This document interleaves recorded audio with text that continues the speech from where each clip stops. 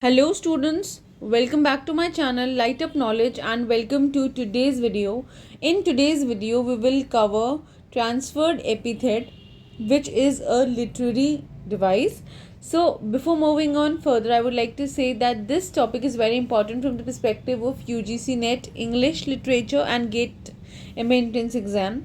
So we will cover this topic thoroughly from its meaning, associated glossaries and the examples drawn not only from the celebrated authors of English literature but also from English language. So without any further ado or delay, let's jump right in. Let us understand transferred epithet. So I've already made a video on epithet. You can go and check that out. There are two videos that I had made, epithet and Homeric epithet. So here we'll be talking about transferred epithet. Epithet simply means adjective. Okay, so you are transferring an adjective. So epithet is also known as hyperlage. So basically hyperlage is a Greek word and that means exchange. So you are changing an adjective, you are transferring an adjective.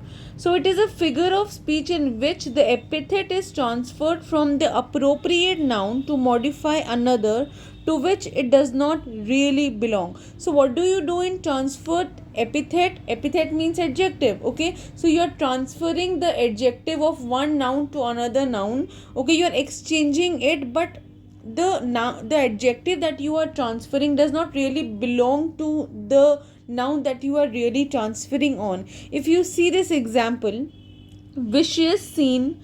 Okay, in this example, a vicious scene, the epithet vicious has been transferred from people because people are vicious, right? Like the writers, the place, etc. But basically the scene does not have the ability to be vicious. Okay, so that is transferred epithet because vicious is an adjective which is used for people. Okay, another example is a sleepless night. So a sleepless night means sleepless can be people, night could not be sleepless, right? So the adjective, the epithet sleepless is transferred to night. So the next example is a happy day. Usually we see people are happy, right? People are happy and not the days. Okay, so a happy day or a sad day is an example of epithet, and adjective is transferred to another noun, and basically that noun does not belong to an that adjective does not belong to the noun that it is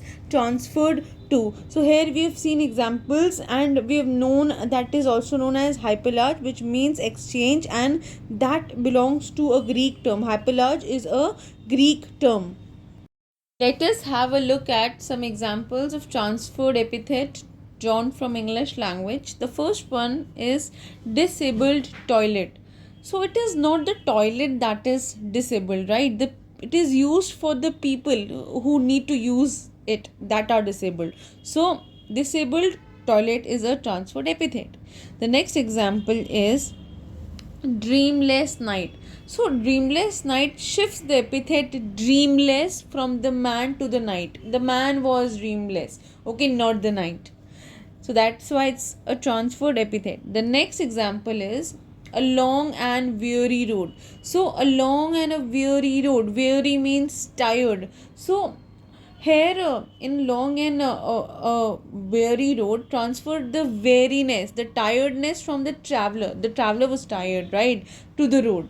The next example is I have had a terrible day. Okay, so I have told you earlier also that days cannot be good or bad. People make them that. Okay, it's good for the people and not for the day. Okay, so terrible day. Here the terrible the basically the epithet terrible is shifted from people to day. That's why it forms an example of transferred epithet. Let us have a look at some examples drawn from the amazing authors of literature. The first one is by George Herbert, and the example goes like this: At length I heard a ragged noise and mirth of thieves and murderers. So here, ragged noise. So ragged means old and torn, which could be books, which could be clothes, etc. So therefore, the epithet ragged is transferred from books and clothes to noise. That's why that becomes an example of transferred epithet.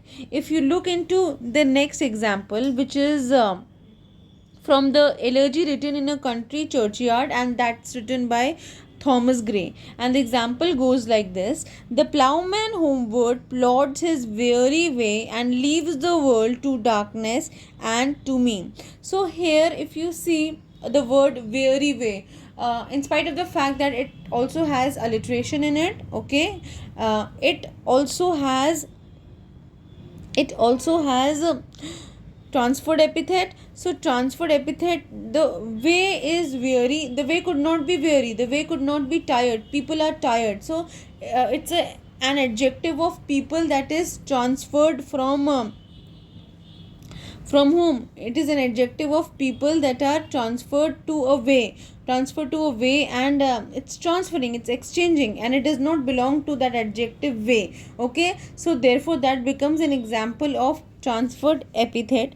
The next example is: Winter kept us warm, covering earth in forgetful snow, feeding a little life with dried tuber. So therefore here, forgetful snow, clearly snow could not be forgetful. No, snow conceals, it freezes, it muffles, it shouts the earth rather. Okay, so that's why earth could not be forgetful, but people could be forgetful, right? So therefore here also transferred epithet is used, and this example is from the part 1 wasteland, written by T.S. Eliot. So yes guys, that was all for today's video. I hope you enjoyed watching it and found it useful. If you did, please like, share and subscribe to my channel. All the important links will be linked down in the description box. I will also link the video of epithet and home break epithet for you to check out. Keep learning and keep growing.